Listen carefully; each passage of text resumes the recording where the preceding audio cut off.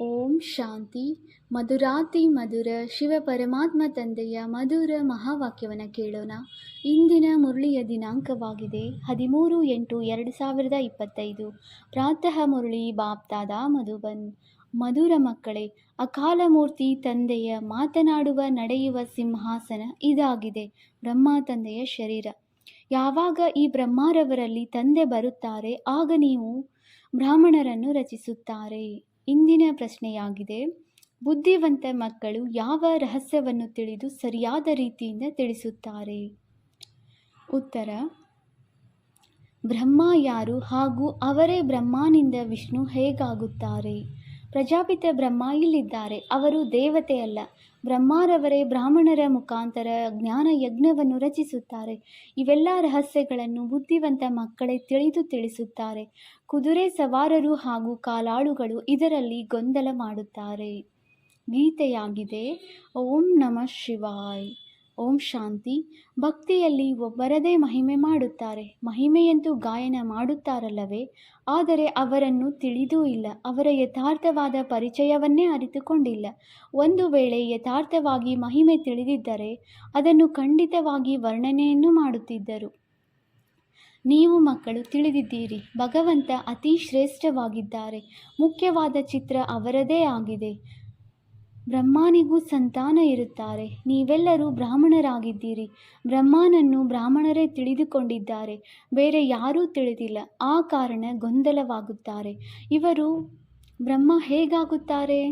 ಬ್ರಹ್ಮನನ್ನು ಸೂಕ್ಷ್ಮವತನದಲ್ಲಿ ತೋರಿಸಲಾಗಿದೆ. ಈಗ ಪ್ರಜಾಪಿತ ಸೂಕ್ಷ್ಮವತನದಲ್ಲಿ ಇರುವುದಿಲ್ಲ, ಅಲ್ಲಿ ರಚನೆ ಇರುವುದಿಲ್ಲ. ಇದರ ಪ್ರತಿ ನಿಮ್ಮ ಜೊತೆ ಬಹಳ ವಾದ ವಿವಾದವನ್ನು ಮಾಡುತ್ತಾರೆ.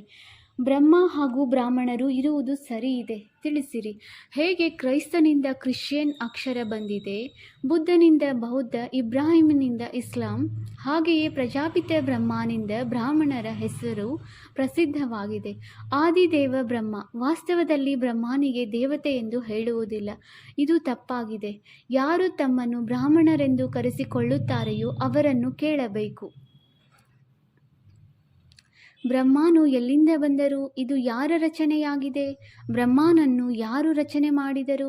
ಇದಕ್ಕೆ ಯಾರೂ ಉತ್ತರವನ್ನು ತಿಳಿಸಲು ಸಾಧ್ಯವಿಲ್ಲ, ಏಕೆಂದರೆ ಅರಿತುಕೊಂಡೇ ಇಲ್ಲ. ಇದನ್ನೂ ಸಹ ನೀವು ಮಕ್ಕಳು ತಿಳಿದುಕೊಂಡಿದ್ದೀರಿ. ಶಿವ ತಂದೆಯು ಈ ರಥದಲ್ಲಿ ಪ್ರವೇಶ ಮಾಡುತ್ತಾರೆ. ಈ ಆತ್ಮವೇ ಬ್ರಹ್ಮರವರ ಆತ್ಮ. ಮೊದಲ ಜನ್ಮದಲ್ಲಿ ಕೃಷ್ಣ ರಾಜಕುಮಾರನಾಗಿದ್ದರು. 84 ಜನ್ಮಗಳ ನಂತರ ಅದೇ ಆತ್ಮವು ಬಂದು ಈ ಬ್ರಹ್ಮನಾಗಿದ್ದಾರೆ. ಜನಪತ್ರಿಕೆಯ ಹೆಸರಂತೂ ಇವರಿಗೆ ಬೇರೆ ಇರಬೇಕಲ್ಲವೇ, ಏಕೆಂದರೆ ಇವರು ಮನುಷ್ಯನಲ್ಲವೇ? ನಂತರ ತಂದೆಯು ಇವರಲ್ಲಿ ಪ್ರವೇಶ ಮಾಡಿ ಇವರಿಗೆ ಬ್ರಹ್ಮನೆಂದು ಹೆಸರಿಡುತ್ತಾರೆ. ಅದೇ ಬ್ರಹ್ಮನು ವಿಷ್ಣುವಿನ ರೂಪವಾಗಿದ್ದಾರೆ, ನಾರಾಯಣನಾಗುತ್ತಾನಲ್ಲವೇ? 84 ಜನ್ಮಗಳ ಅಂತ್ಯದಲ್ಲಿಯೂ ಇವರದು ಸಾಧಾರಣ ರಥವಾಗಿದೆ. ಈ ಶರೀರವು ಎಲ್ಲ ಆತ್ಮಗಳ ರಥವಾಗಿದೆ. ಅಕಾಲಮೂರ್ತಿ ಆತ್ಮನಿಗೆ ನಡೆಯುವ ಮಾತನಾಡುವ ಸಿಂಹಾಸನವಾಗಿದೆ. ಸಿಖ್ಖರು ಇದಕ್ಕೆ ಸ್ಥೂಲವಾದ ಸಿಂಹಾಸನವನ್ನು ಮಾಡಿಬಿಟ್ಟಿದ್ದಾರೆ. ಅದಕ್ಕೆ ಅಕಾಲ ಸಿಂಹಾಸನವೆಂದು ಹೇಳುತ್ತಾರೆ. ಹಾಗೆ ನೋಡಿದರೆ ಇವೆಲ್ಲವೂ ಶರೀರಗಳು ಅಕಾಲ ಸಿಂಹಾಸನಗಳಾಗಿವೆ. ಆತ್ಮಗಳೆಲ್ಲರೂ ಅಕಾಲ ಮೂರ್ತಿಗಳಾಗಿದ್ದೀರಿ. ಸರ್ವಶ್ರೇಷ್ಠ ಭಗವಂತನಿಗೆ ರಥವಂತೂ ಬೇಕಲ್ಲವೇ? ರಥದಲ್ಲಿ ಪ್ರವೇಶ ಮಾಡಿ ಜ್ಞಾನವನ್ನು ತಿಳಿಸುತ್ತಾರೆ. ಅವರಿಗೆ ಜ್ಞಾನ ಪೂರ್ಣನೆಂದು ಹೇಳಲಾಗುತ್ತದೆ. ರಚಯಿತ ಮತ್ತು ರಚನೆಯ ಆದಿ ಮಧ್ಯ ಅಂತ್ಯದ ಜ್ಞಾನವನ್ನು ಕೊಡುತ್ತಾರೆ. ಜ್ಞಾನ ಪೂರ್ಣನೆಂದರೆ ಅಂತರ್ಯಾಮಿ ಅಥವಾ ಸರ್ವಜ್ಞನೆಂದಲ್ಲ. ಸರ್ವವ್ಯಾಪಿ ಎಂಬುದರ ಅರ್ಥವೇ ಬೇರೆ, ಸರ್ವಜ್ಞ ಎಂಬುದರ ಅರ್ಥವೇ ಬೇರೆಯಾಗಿದೆ. ಮನುಷ್ಯರಂತೂ ಎಲ್ಲವನ್ನೂ ಸೇರಿಸಿ ಮನಸ್ಸಿಗೆ ಏನು ಬಂದರೆ ಅದನ್ನು ಹೇಳುತ್ತಾ ಹೋಗುತ್ತಾರೆ. ಈಗ ನೀವು ತಿಳಿದುಕೊಂಡಿದ್ದೀರಿ, ನಾವೆಲ್ಲ ಬ್ರಾಹ್ಮಣರು ಬ್ರಹ್ಮನ ಸಂತಾನರಾಗಿದ್ದೇವೆ. ನಮ್ಮ ಕುಲವು ಎಲ್ಲರಿಗಿಂತ ಶ್ರೇಷ್ಠವಾಗಿದೆ. ಅವರಿಗೆ ದೇವತೆಗಳನ್ನು ಶ್ರೇಷ್ಠರೆಂದು ಹೇಳುತ್ತಾರೆ, ಏಕೆಂದರೆ ಸತ್ಯಯುಗದ ಆದಿಯಲ್ಲಿ ದೇವತೆಗಳು ಇದ್ದು ಹೋಗಿದ್ದಾರೆ. ಆದರೆ ಪ್ರಜಾಪಿತ ಬ್ರಹ್ಮನ ಸಂತಾನರು ಬ್ರಾಹ್ಮಣರು ಇರುತ್ತಾರೆಂಬುದು ನೀವು ಮಕ್ಕಳ ವಿನಃ ಬೇರೆ ಯಾರಿಗೂ ತಿಳಿದಿಲ್ಲ. ಬ್ರಹ್ಮನನ್ನು ಸೂಕ್ಷ್ಮವತನದಲ್ಲಿ ಇದ್ದಾರೆಂದು ತಿಳಿಯುತ್ತಾರೆ. ಆ ಲೌಕಿಕ ಬ್ರಾಹ್ಮಣರೇ ಬೇರೆಯಾಗಿದ್ದಾರೆ. ಅವರು ಪೂಜೆ ಮಾಡುತ್ತಾರೆ, ಭೋಜ್ಯಗಳನ್ನು ತಿನ್ನುತ್ತಾರೆ. ನೀವೇನು ತಿನ್ನುವುದಿಲ್ಲ. ಬ್ರಹ್ಮನ ರಹಸ್ಯವನ್ನು ಈಗ ಬಹಳ ಚೆನ್ನಾಗಿ ತಿಳಿಸಿಕೊಡಬೇಕಾಗಿದೆ. ಅಂದಾಗ ತಿಳಿಸಿ. ಅನ್ಯ ಮಾತುಗಳನ್ನು ಬಿಟ್ಟು ಯಾವ ತಂದೆಯಿಂದ ಪತಿತರಿಂದ ಪಾವನರಾಗಬೇಕಾಗಿದೆಯೋ ಆ ತಂದೆಯನ್ನು ಮೊದಲು ನೆನಪು ಮಾಡಿ, ನಂತರ ಈ ಮಾತುಗಳೆಲ್ಲವೂ ಅರ್ಥವಾಗುತ್ತವೆ. ಚಿಕ್ಕ ಮಾತಿನಲ್ಲಿ ಸಂಶಯವು ಬಂದರೆ ಸಾಕು, ತಂದೆಯನ್ನೇ ಬಿಟ್ಟು ಬಿಡುತ್ತಾರೆ. ಮೊದಲ ಮುಖ್ಯ ಮಾತಾಗಿದೆ ತಂದೆ ಮತ್ತು ಆಸ್ತಿ. ತಂದೆಯು ತಿಳಿಸುತ್ತಾರೆ, ನನ್ನೊಬ್ಬನನ್ನೇ ನೆನಪು ಮಾಡಿ, ನಾನು ಅವಶ್ಯವಾಗಿ ಯಾರದೋ ತನುವಿನಲ್ಲಿ ಬರುತ್ತೇನಲ್ಲವೇ, ಅವರ ಹೆಸರು ಇರಬೇಕು, ನಾನು ಬಂದು ಅವರನ್ನು ರಚಿಸುತ್ತೇನೆ. ಬ್ರಹ್ಮನ ಬಗ್ಗೆ ತಿಳಿಸಲು ಬಹಳ ಬುದ್ಧಿವಂತಿಕೆ ಇರಬೇಕು. ತಿಳಿಸಿಕೊಡುವುದರಲ್ಲಿ ಕುದುರೆ ಸವಾರರು ಕಾಲಾಳುಗಳು ತಬ್ಬಿಬ್ಬಾಗುತ್ತಾರೆ. ತಂದೆಯು ಸ್ಥಿತಿಯನುಸಾರ ತಿಳಿಸುತ್ತಾರಲ್ಲವೇ. ಪ್ರಜಾಪಿತ ಬ್ರಹ್ಮರವರು ಇಲ್ಲಿಯೇ ಇದ್ದಾರೆ. ಬ್ರಾಹ್ಮಣರ ಮುಖಾಂತರ ಯಜ್ಞವನ್ನು ರಚನೆ ಮಾಡುತ್ತಾರೆಂದರೆ ಬ್ರಾಹ್ಮಣರೇ ಬೇಕಲ್ಲವೇ. ಅವರಿಂದ ಬ್ರಾಹ್ಮಣರು ಬೇಕೆಂದರೆ ಪ್ರಜಾಪಿತ ಬ್ರಹ್ಮರವರು ಸಹ ಇಲ್ಲಿಯೇ ಬೇಕು. ಲೌಕಿಕ ಬ್ರಾಹ್ಮಣರೂ ಸಹ ನಾವು ಬ್ರಹ್ಮನ ಸಂತಾನರೆಂದು ಹೇಳಿಕೊಳ್ಳುತ್ತಾರೆ. ನಮ್ಮ ಕುಲವು ಪರಂಪರೆಯಿಂದ ಬಂದಿದೆ ಎಂದು ತಿಳಿಯುತ್ತಾರೆ. ಆದರೆ ಬ್ರಹ್ಮರವರು ಯಾವಾಗ ಇದ್ದರು ಎಂಬುದನ್ನು ತಿಳಿದುಕೊಂಡಿಲ್ಲ. ನೀವು ಈಗ ಬ್ರಾಹ್ಮಣರಾಗಿದ್ದೀರಿ. ಯಾರು ಬ್ರಹ್ಮನ ಸಂತಾನರೋ ಅವರೇ ಬ್ರಾಹ್ಮಣರು. ಲೌಕಿಕ ಬ್ರಾಹ್ಮಣರಂತೂ ತಂದೆಯ ಪರಿಚಯವನ್ನು ತಿಳಿದುಕೊಂಡಿಲ್ಲ. ಭಾರತದಲ್ಲಿ ಮೊದಲು ಬ್ರಾಹ್ಮಣರೇ ಇರುತ್ತಾರೆ. ಬ್ರಾಹ್ಮಣರದು ಸರ್ವಶ್ರೇಷ್ಠ ಕುಲವಾಗಿದೆ. ನಮ್ಮ ಕುಲವು ಅವಶ್ಯವಾಗಿ ಬ್ರಹ್ಮನಿಂದಲೇ ಬಂದಿರಬೇಕು ಎಂದು ಆ ಬ್ರಾಹ್ಮಣರು ಸಹ ತಿಳಿಯುತ್ತಾರೆ. ಆದರೆ ಯಾವಾಗ, ಹೇಗೆ ಇದರ ವರ್ಣನೆಯನ್ನು ಮಾಡಲು ಅವರಿಂದ ಸಾಧ್ಯವಿಲ್ಲ. ನೀವು ತಿಳಿದುಕೊಳ್ಳುತ್ತೀರಿ. ಪ್ರಜಾಪಿತ ಬ್ರಹ್ಮನೇ ಬ್ರಾಹ್ಮಣರನ್ನು ರಚಿಸುತ್ತಾರೆ. ಆ ಬ್ರಾಹ್ಮಣರೇ ಮತ್ತೆ ದೇವತೆಗಳಾಗುತ್ತಾರೆ. ತಂದೆಯು ಬಂದು ಬ್ರಾಹ್ಮಣರಿಗೆ ಓದಿಸುತ್ತಾರೆ. ಬ್ರಾಹ್ಮಣರಿಗೆ ರಾಜ್ಯವಿಲ್ಲ, ಬ್ರಾಹ್ಮಣರದು ಕುಲವಿದೆ. ಮತ್ತೆ ಯಾವಾಗ ರಾಜಾರಾಣಿ ಆಗುವರೋ ಆಗಲೇ ರಾಜಧಾನಿ ಎಂದು ಹೇಳಲಾಗುವುದು. ಹೇಗೆ ಸೂರ್ಯವಂಶಿ ರಾಜಧಾನಿ ಎಂದು ಹೇಳುತ್ತಾರಲ್ಲವೇ. ನೀವು ಬ್ರಾಹ್ಮಣರು ರಾಜರಂತೂ ಆಗುವುದಿಲ್ಲ. ಕೌರವರು ಮತ್ತು ಪಾಂಡವರ ರಾಜ್ಯವಿತ್ತು ಎಂದು ಯಾವ ಮಾತನ್ನು ಹೇಳುತ್ತಾರೆಯೋ ಇವೆರಡೂ ತಪ್ಪಾಗಿದೆ. ಏಕೆಂದರೆ ಇಬ್ಬರಿಗೂ ರಾಜ್ಯವಿಲ್ಲ. ಪ್ರಜೆಗಳ ಮೇಲೆ ಪ್ರಜೆಗಳ ರಾಜ್ಯವಾಗಿದೆ. ಇದಕ್ಕೆ ರಾಜಧಾನಿ ಎಂದು ಹೇಳುವುದಿಲ್ಲ. ರಾಜ್ಯ ಕಿರೀಟವೂ ಇಲ್ಲ. ತಂದೆಯು ತಿಳಿಸಿದ್ದರು, ಮೊದಲು ಭಾರತದಲ್ಲಿ ಡಬಲ್ ಕಿರೀಟಧಾರಿ ರಾಜರಿದ್ದರು, ನಂತರ ಸಿಂಗಲ್ ಕಿರೀಟಧಾರಿಗಳು. ಈ ಸಮಯದಲ್ಲಿ ಕಿರೀಟವೇ ಇಲ್ಲ. ಇದನ್ನೂ ಸಹ ಒಳ್ಳೆಯ ರೀತಿಯಲ್ಲಿ ಸಿದ್ಧ ಮಾಡಿ ತಿಳಿಸಬೇಕಾಗಿದೆ. ಯಾರು ಒಳ್ಳೆಯ ಧಾರಣೆ ಮಾಡುವವರಿರುವರೋ ಅವರು ಚೆನ್ನಾಗಿ ತಿಳಿಸಬಲ್ಲರು. ಬ್ರಹ್ಮನ ಕುರಿತೆ ಹೆಚ್ಚು ಮಾತುಗಳನ್ನು ತಿಳಿಸಬೇಕಾಗುತ್ತದೆ. ಮನುಷ್ಯರು ವಿಷ್ಣುವನ್ನಂತೂ ತಿಳಿದುಕೊಂಡಿಲ್ಲ ಅಂದಾಗ ಇದನ್ನಾದರೂ ತಿಳಿಸಬೇಕಾಗಿದೆ. ವೈಕುಂಠಕ್ಕೆ ವಿಷ್ಣುಪುರಿ ಎಂದು ಹೇಳಲಾಗುತ್ತದೆ. ಅರ್ಥಾತ್ ಲಕ್ಷ್ಮೀನಾರಾಯಣರ ರಾಜ್ಯವಿತ್ತು. ಕೃಷ್ಣನು ರಾಜಕುಮಾರನಾಗಿದ್ದರೆ ನಮ್ಮ ತಂದೆಯು ರಾಜನಾಗಿದ್ದಾರೆ ಎಂದು ಹೇಳುತ್ತಾರಲ್ಲವೇ. ಕೃಷ್ಣನ ತಂದೆಯು ರಾಜನಾಗಿರಲು ಸಾಧ್ಯವಿಲ್ಲ ಎಂದಲ್ಲ. ಕೃಷ್ಣನು ರಾಜಕುಮಾರನೆಂದು ಕರೆಸಿಕೊಳ್ಳುತ್ತಾನೆಂದರೆ ಅವಶ್ಯವಾಗಿ ರಾಜನ ಬಳಿ ಜನ್ಮವಾಗಿದೆ ಎಂದರ್ಥ. ಸಾಹುಕಾರರ ಬಳಿ ಜನ್ಮ ಪಡೆದರೆ ರಾಜಕುಮಾರನೆಂದು ಕರೆಸಿಕೊಳ್ಳುವುದಿಲ್ಲ. ರಾಜನ ಪದವಿ ಮತ್ತು ಸಾಹುಕಾರರ ಪದವಿಯಲ್ಲಿ ರಾತ್ರಿ ಹಗಲಿನ ಅಂತರವಾಗಿ ಬಿಡುತ್ತದೆ. ಕೃಷ್ಣನ ತಂದೆ ರಾಜನ ಹೆಸರೇ ಇಲ್ಲ. ಕೃಷ್ಣನ ಹೆಸರು ಎಷ್ಟು ಪ್ರಖ್ಯಾತವಾಗಿದೆ. ಅವರ ತಂದೆಯದು ಶ್ರೇಷ್ಠ ಪದವಿ ಎಂದು ಹೇಳುವುದಿಲ್ಲ. ಅವರದು ಮಧ್ಯಮ ವರ್ಗದ ಪದವಿಯಾಗಿದೆ. ಅವರು ಕೇವಲ ಕೃಷ್ಣನಿಗೆ ಜನ್ಮ ನೀಡಲು ನಿಮಿತ್ತನಾಗುತ್ತಾರೆ. ಕೃಷ್ಣನ ಆತ್ಮನಿಗಿಂತಲೂ ಹೆಚ್ಚು ಓದಿದ್ದಾರೆ ಎಂದಲ್ಲ. ಕೃಷ್ಣನೇ ನಂತರ ನಾರಾಯಣನಾಗುತ್ತಾನೆ. ಬಾಕಿ ತಂದೆಯ ಹೆಸರೇ ಮರೆಯಾಗಿ ಬಿಡುತ್ತದೆ. ಬ್ರಾಹ್ಮಣರು ಅವಶ್ಯವಾಗಿ ಇದ್ದಾರೆ, ಆದರೆ ವಿದ್ಯೆಯಲ್ಲಿ ಕೃಷ್ಣನಿಗಿಂತಲೂ ಕಡಿಮೆ.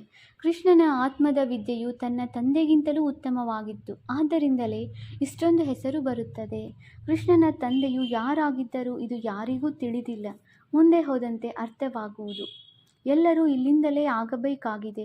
ರಾಧೆಗೂ ಸಹ ತಂದೆ ತಾಯಿ ಅಂತೂ ಇರುತ್ತಾರಲ್ಲವೇ. ಆದರೆ ಅವರಿಗಿಂತಲೂ ರಾಧೆಯ ಹೆಸರೇ ಹೆಚ್ಚಾಗಿದೆ. ಏಕೆಂದರೆ ತಂದೆ ತಾಯಿಯು ರಾಧೆಗಿಂತಲೂ ಕಡಿಮೆ ಓದಿದ್ದಾರೆ. ರಾಧೆಯ ಹೆಸರು ಅವರಿಗಿಂತಲೂ ಉತ್ತಮವಾಗಿ ಬಿಡುತ್ತದೆ. ಮಕ್ಕಳಿಗೆ ತಿಳಿದುಕೊಳ್ಳಲು ಇವು ಬಹಳ ವಿಸ್ತಾರವಾದ ಮಾತುಗಳಾಗಿವೆ. ಎಲ್ಲವೂ ವಿದ್ಯೆಯ ಮೇಲೆ ಆಧಾರಿತವಾಗಿದೆ. ಬ್ರಹ್ಮನ ಕುರಿತು ತಿಳಿಸುವುದಕ್ಕೂ ಬುದ್ಧಿವಂತಿಕೆ ಬೇಕು. ಅದೇ ಕೃಷ್ಣನ ಆತ್ಮನೆ 84 ಜನ್ಮಗಳನ್ನು ಭೋಗಿಸುತ್ತದೆ. ನೀವು ಸಹ 84 ಜನ್ಮಗಳನ್ನು ಪಡೆಯುತ್ತೀರಿ. ಎಲ್ಲರೂ ಒಟ್ಟಿಗೆ ಬರುವುದಿಲ್ಲ. ಯಾರು ವಿದ್ಯೆಯಲ್ಲಿ ಮುಂದೆ ಇರುವರೋ ಅವರು ಅಲ್ಲಿಯೂ ಮುಂದೆ ಬರುವರು. ನಂಬರ್ ವಾರಂತೂ ಬರುತ್ತಾರಲ್ಲವೇ. ಇವು ಬಹಳ ಗುಹ್ಯ ಮಾತುಗಳಾಗಿವೆ. ಮಂದಬುದ್ಧಿಯವರು ಧಾರಣೆ ಮಾಡಲು ಸಾಧ್ಯವಿಲ್ಲ. ನಂಬರ್ ವಾರ್ ಹೋಗುತ್ತಾರೆ. ನೀವು ಸಹ ನಂಬರ್ ವಾರ್ ಆಗಿ ಇಲ್ಲಿಂದ ವರ್ಗಾವಣೆಯಾಗುತ್ತೀರಿ. ಇದು ಎಷ್ಟು ದೊಡ್ಡ ಕ್ಯೂ. ಸಾಲು ಆಗಿದೆ. ಇದು ಅಂತಿಮದಲ್ಲಿ ಹೋಗುವುದು. ನಂಬರ್ ವಾರ್ ತಮ್ಮ ತಮ್ಮ ಸ್ಥಾನಗಳಿಗೆ ಹೋಗಿ ನಿವಾಸಿಸುತ್ತಾರೆ. ಎಲ್ಲರ ಸ್ಥಾನವು ನಿಶ್ಚಿತವಾಗಿದೆ. ಇದು ಬಹಳ ಅದ್ಭುತವಾದ ಆಟವಾಗಿದೆ, ಆದರೆ ಯಾರೂ ತಿಳಿದುಕೊಂಡಿಲ್ಲ. ಇದಕ್ಕೆ ಮುಳ್ಳಿನ ಕಾಡೆಂದು ಹೇಳಲಾಗುತ್ತದೆ. ಇಲ್ಲಿ ಎಲ್ಲರೂ ಪರಸ್ಪರ ದುಃಖವನ್ನು ಕೊಡುತ್ತಿರುತ್ತಾರೆ. ಸ್ವರ್ಗದಲ್ಲಂತೂ ಸ್ವಾಭಾವಿಕ ಸುಖವಿರುತ್ತದೆ. ಇಲ್ಲಿ ತಾತ್ಕಾಲಿಕ ಸುಖವಿದೆ. ಸತ್ಯವಾದ ಸುಖವನ್ನು ತಂದೆಯೊಬ್ಬರೇ ಕೊಡುತ್ತಾರೆ. ಇಲ್ಲಿರುವ ಸುಖವು ಕಾಗವಿಷ್ಟ ಸಮಾನವಾಗಿದೆ. ದಿನ ಪ್ರತಿದಿನ ತಮೋಪ್ರಧಾನರಾಗುತ್ತಾ ಹೋಗುತ್ತಾರೆ.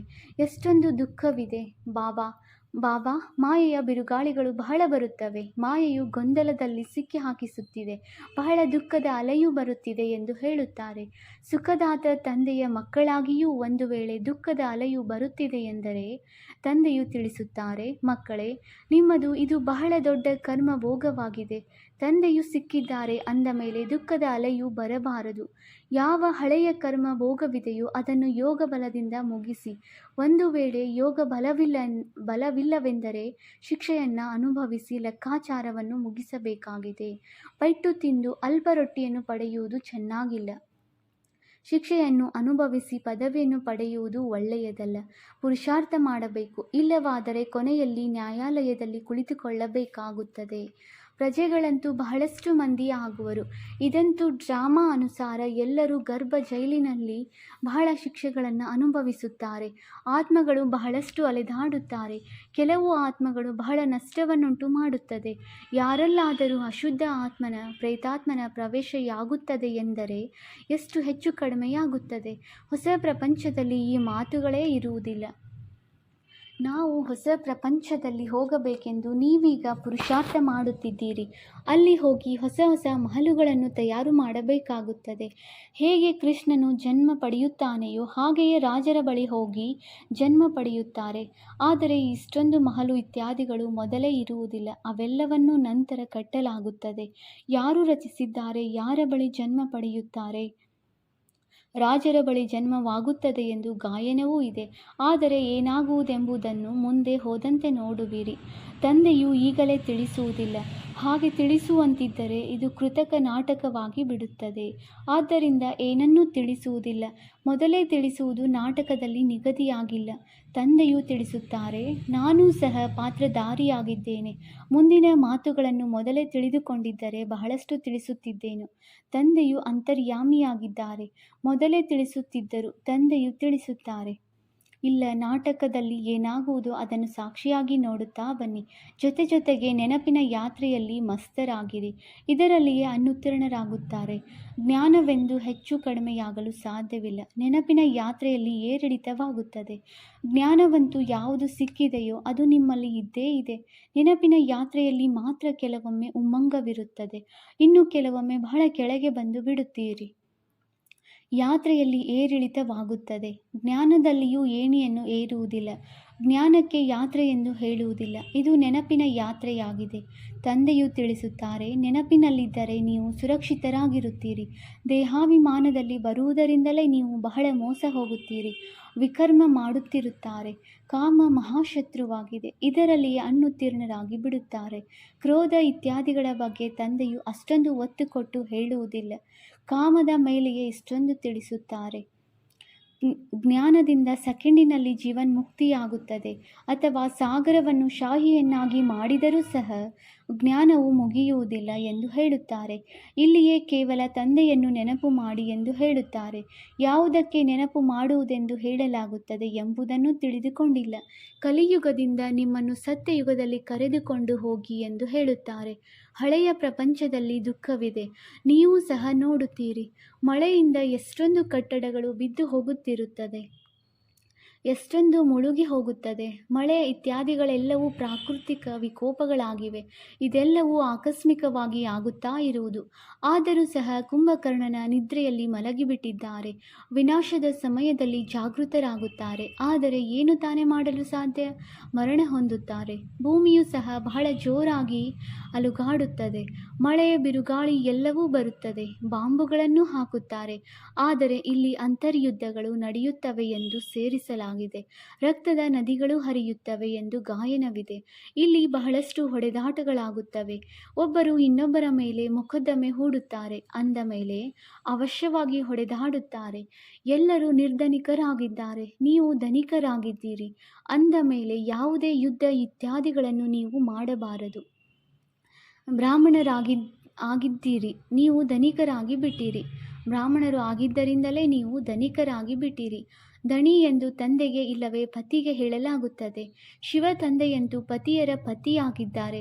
ಹೇಗೆ ನಿಶ್ಚಿತಾರ್ಥವಾಗಿ ಬಿಟ್ಟರೆ ನಾವು ಇಂತಹ ಪತಿಯ ಜೊತೆ ಯಾವಾಗ ಹೋಗಿ ಮಿಲನ ಮಾಡುತ್ತೇವೆಂದು ಹಾಡುತ್ತಾರೆ, ಹಾಗೆಯೇ ಆತ್ಮಗಳು ಹೇಳುತ್ತೀರಿ, ಬಾಬಾ ತಮ್ಮೊಂದಿಗೆ ನಮ್ಮ ನಿಶ್ಚಿತಾರ್ಥವಾಗಿ ಬಿಟ್ಟಿತು ಅಂದಾಗ ತಮ್ಮೊಂದಿಗೆ ಮಿಲನ ಮಾಡುವುದು ಹೇಗೆ? ಕೆಲವರಂತೂ ಸತ್ಯವನ್ನು ಬರೆಯುತ್ತಾರೆ, ಇನ್ನು ಕೆಲವರು ಬಹಳ ಮುಚ್ಚಿಡುತ್ತಾರೆ. ಬಾಬಾ ನನ್ನಿಂದ ಈ ತಪ್ಪಾಯಿತು, ಕ್ಷಮೆ ಮಾಡಿ ಎಂದು ಸತ್ಯತೆಯಿಂದ ಬರೆಯುವುದೇ ಇಲ್ಲ. ಒಂದು ವೇಳೆ ಯಾವುದೇ ವಿಕಾರದಲ್ಲಿ ಬಿದ್ದರೆ ಅವರ ಬುದ್ಧಿಯಲ್ಲಿ ಧಾರಣೆಯಾಗಲು ಸಾಧ್ಯವಿಲ್ಲ. ತಂದೆಯು ತಿಳಿಸುತ್ತಾರೆ, ನೀವು ಇಂತಹ ಕಠಿಣ ತಪ್ಪನ್ನು ಮಾಡಿದರೆ ಬಿದ್ದು ಪುಡಿಯಾಗಿ ಬಿಡುತ್ತೀರಿ. ನಾನು ನಿಮ್ಮನ್ನು ಸುಂದರರನ್ನಾಗಿ ಮಾಡಲು ಬಂದಿದ್ದೇನೆ. ಅಂದ ಮೇಲೆ ನೀವು ಹೇಗೆ ಮುಖ ಕಪ್ಪು ಮಾಡಿಕೊಳ್ಳುತ್ತೀರಿ? ಮೊದಲು ಸ್ವರ್ಗದಲ್ಲಿ ಬರುತ್ತೀರಿ. ಆದರೆ ಬಿಡಿಗಾಸು ಪದವಿಯನ್ನು ಪಡೆಯುವವರು ರಾಜಧಾನಿಯು ಸ್ಥಾಪನೆಯಾಗುತ್ತಿದೆಯಲ್ಲವೇ? ಕೆಲವರಂತೂ ಸೋಲನ್ನು ಅನುಭವಿಸಿ ಜನ್ಮಾಂತರಕ್ಕಾಗಿ ಪದವಿ ಭ್ರಷ್ಟರಾಗಿ ಬಿಡುತ್ತಾರೆ. ಅಂಥವರು ಹೇಳುತ್ತಾರೆ, ನೀವು ತಂದೆಯಿಂದ ಈ ಪದವಿಯನ್ನು ಪಡೆಯಲು ಬಂದಿದ್ದೀರಿ. ತಂದೆಯು ಎಷ್ಟು ಶ್ರೇಷ್ಠರಾದರು, ಮತ್ತೆ ನಾವು ಮಕ್ಕಳು ಪ್ರಜೆಗಳಾಗಲು ಸಾಧ್ಯವೇ? ತಂದೆಯ ಸಿಂಹಾಸನವನ್ನೇರಿ ಮಕ್ಕಳು ದಾಸಿಯರಾದರೆ ಇದೆಷ್ಟು ನಾಚಿಕೆಯ ಮಾತಾಗಿದೆ. ಕೊನೆಯಲ್ಲಿ ನಿಮಗೆ ಎಲ್ಲವೂ ಸಾಕ್ಷಾತ್ಕಾರವಾಗುತ್ತದೆ. ನಾವು ಹೀಗೆ ಮಾಡಿದೆವಲ್ಲ ಎಂದು ಬಹಳ ಪಶ್ಚಾತ್ತಾಪ ಪಡುವಿರಿ. ಸನ್ಯಾಸಿಗಳು ಸಹ ಬ್ರಹ್ಮಚರ್ಯದಲ್ಲಿರುತ್ತಾರೆ. ಆದ್ದರಿಂದ ವಿಕಾರಿಗಳೆಲ್ಲರೂ ಅವರಿಗೆ ತಲೆಬಾಗುತ್ತಾರೆ. ಪವಿತ್ರತೆಗೆ ಮಾನ್ಯತೆ ಇದೆ. ಯಾರ ಅದೃಷ್ಟದಲ್ಲಿಲ್ಲವೆಂದರೆ ತಂದೆಯು ಬಂದು ಓದಿಸಿದರೂ ಸಹ ಉದಾಸೀನ ಮಾಡುತ್ತಿರುತ್ತಾರೆ, ನೆನಪನ್ನೇ ಮಾಡುವುದಿಲ್ಲ, ಬಹಳ ವಿಕರ್ಮಗಳಾಗಿ ಬಿಡುತ್ತವೆ. ನೀವು ಮಕ್ಕಳ ಮೇಲೆ ಈಗ ಬೃಹಸ್ಪತಿ ದಶೆ ಇದೆ. ಇದಕ್ಕಿಂತ ಶ್ರೇಷ್ಠ ದಶೆ ಮತ್ಯಾವುದೂ ಇಲ್ಲ. ನೀವು ಮಕ್ಕಳ ಮೇಲೆ ದಶೆಗಳು ಸುತ್ತುತ್ತಿರುತ್ತವೆ. ಒಳ್ಳೆಯದು, ಮಧುರಾತಿ ಮಧುರ, ಅಗಲಿ ಹೋಗಿ ಮರಳಿ ಸಿಕ್ಕಿರುವ ಮಕ್ಕಳ ಪ್ರತಿ ಮಾತಾಪಿತ ಬಾಪ್ದಾದಾರವರ ನೆನಪು, ಪ್ರೀತಿ ಹಾಗೂ ಸುಪ್ರಭಾತ. ಆತ್ಮೀಯ ಮಕ್ಕಳಿಗೆ ಆತ್ಮೀಯ ತಂದೆಯ ನೆನಪು, ಪ್ರೀತಿ ಹಾಗೂ ನಮಸ್ತೆ ನಮಸ್ತೆ ನಮಸ್ತೆ. ನಾವು ಆತ್ಮೀಯ ಮಕ್ಕಳಿಂದ ಆತ್ಮೀಯ ತಂದೆಗೆ ನೆನಪು, ಪ್ರೀತಿ ಹಾಗೂ ನಮಸ್ತೆ ನಮಸ್ತೆ ನಮಸ್ತೆ. ಧಾರಣೆಗಾಗಿ ಮುಖ್ಯ ಸಾರ. ಪಾಯಿಂಟ್ ನಂಬರ್ 1, ಈ ಡ್ರಾಮಾದ ಪ್ರತಿಯೊಂದು ದೃಶ್ಯವನ್ನು ಸಾಕ್ಷಿಯಾಗಿ ನೋಡಬೇಕು. ಒಬ್ಬ ತಂದೆಯ ನೆನಪಿನಲ್ಲಿ ಮಸ್ತರಾಗಿರಬೇಕಾಗಿದೆ. ನೆನಪಿನ ಯಾತ್ರೆಯಲ್ಲಿ ಎಂದೂ ಉಮ್ಮಂಗವನ್ನು ಕಡಿಮೆಯಾಗದಿರಲಿ. Point number 2, ವಿದ್ಯೆಯಲ್ಲೆಂದೂ ಉದಾಸೀನರಾಗಬಾರದು. ತಮ್ಮ ಶ್ರೇಷ್ಠ ಅದೃಷ್ಟವನ್ನು ರೂಪಿಸಿಕೊಳ್ಳಲು ಅವಶ್ಯವಾಗಿ ಪವಿತ್ರರಾಗಬೇಕಾಗಿದೆ. ಸೋಲನ್ನು ಅನುಭವಿಸಿ ಜನ್ಮಾಂತರಕ್ಕಾಗಿ ಪದವಿ ಭ್ರಷ್ಟ ಮಾಡಿಕೊಳ್ಳಬಾರದು. ವರದಾನ: ಸತ್ಯ ಸೇವೆಯ ಮೂಲಕ ಅವಿನಾಶಿ ಅಲೌಕಿಕ ಖುಷಿಯ ಸಾಗರದಲ್ಲಿ ತೇಲಾಡುವ ಅದೃಷ್ಟವಂತ ಆತ್ಮ ಭವ. ಯಾವ ಮಕ್ಕಳು ಸೇವೆಗಳಲ್ಲಿ ಬಾಪ್ದಾದ ಮತ್ತು ನಿಮಿತ್ತರಾಗಿರುವ ಹಿರಿಯ ಸ್ನೇಹದ ಆಶೀರ್ವಾದಗಳನ್ನು ಪ್ರಾಪ್ತಿ ಮಾಡಿಕೊಳ್ಳುತ್ತಾರೆ, ಅವರಲ್ಲಿ ಅಲೌಕಿಕ ಆತ್ಮಿಕ ಖುಷಿಯ ಅನುಭವವಾಗುತ್ತದೆ. ಅವರು ಸೇವೆಗಳ ಮೂಲಕ ಆಂತರಿಕ ಖುಷಿ, ಆತ್ಮಿಕ ಮೋಜು, ಬೇಹದ್ದಿನ ಪ್ರಾಪ್ತಿಯ ಅನುಭವ ಮಾಡುತ್ತಾ ಸದಾ ಖುಷಿಯ ಸಾಗರದಲ್ಲಿ ತೇಲಾಡುತ್ತಿರುತ್ತಾರೆ. ಸತ್ಯ ಸೇವೆಯು ಸರ್ವರ ಸ್ನೇಹ, ಸರ್ವರ ಮೂಲಕ ಅವಿನಾಶಿ ಸಮ್ಮಾನ ಮತ್ತು ಖುಷಿಯ ಆಶೀರ್ವಾದಗಳನ್ನು ಪ್ರಾಪ್ತಿ ಮಾಡಿಕೊಳ್ಳುವ ಅದೃಷ್ಟದ ಶ್ರೇಷ್ಠ ಭಾಗ್ಯ ಅನುಭವ ಮಾಡಿಸುತ್ತದೆ. ಯಾರು ಸದಾ ಖುಷಿಯಾಗಿದ್ದಾರೆ ಅವರೇ ಅದೃಷ್ಟವಂತರಾಗಿದ್ದಾರೆ. ಸ್ಲೋಗನ್: ಸದಾ ಹರ್ಷಿತ ಅಥವಾ ಆಕರ್ಷಣಾ ಮೂರ್ತಿಯಾಗುವುದಕ್ಕಾಗಿ ಸಂತುಷ್ಟ ಮಣಿಯಾಗಿರಿ. ಅವ್ಯಕ್ತ ಸೂಚನೆ: ಸಹಜ ಯೋಗಿ ಆಗಬೇಕೆಂದರೆ ಪರಮಾತ್ಮನ ಪ್ರೀತಿಯ ಅನುಭವಿಯಾಗಿರಿ. ಕರ್ಮದಲ್ಲಿ, ವಾಣಿಯಲ್ಲಿ, ಸಂಪರ್ಕದಲ್ಲಿ ಅಥವಾ ಸಂಬಂಧದಲ್ಲಿ ಪ್ರೀತಿ ಮತ್ತು ಸ್ಮೃತಿ ಅಥವಾ ಸ್ಥಿತಿಯಲ್ಲಿ ಲವಲೀನರಾಗಿರಬೇಕು. ಯಾರು ಎಷ್ಟು ಪ್ರಿಯರಾಗಿರುತ್ತಾರೆ ಅವರು ಅಷ್ಟೇ ಲವಲೀನರಾಗಿರಲು ಸಾಧ್ಯ. ಈ ಲವಲೀನ ಸ್ಥಿತಿಯ ಮನುಷ್ಯಾತ್ಮರು ಲೀನವಾಗುವ ಅವಸ್ಥೆ ಎಂದು ಹೇಳಿಬಿಟ್ಟರು. ತಂದೆಯಲ್ಲಿನ ಪ್ರೀತಿಯನ್ನು ಸಮಾಪ್ತಿ ಮಾಡಿ ಕೇವಲ ಲೀನ ಶಬ್ದವನ್ನು ತೆಗೆದುಕೊಂಡಿದ್ದಾರೆ. ನೀವು ಮಕ್ಕಳು ತಂದೆಯ ಪ್ರೀತಿಯಲ್ಲಿ ಲವಲೀನರಾಗಿದ್ದರೆ ಅನ್ಯರನ್ನು ತಮ್ಮ ಸಮಾನ ಅಥವಾ ತಂದೆಯ ಸಮಾನ ಮಾಡಿಕೊಳ್ಳಬಹುದು. ಓಂ ಶಾಂತಿ.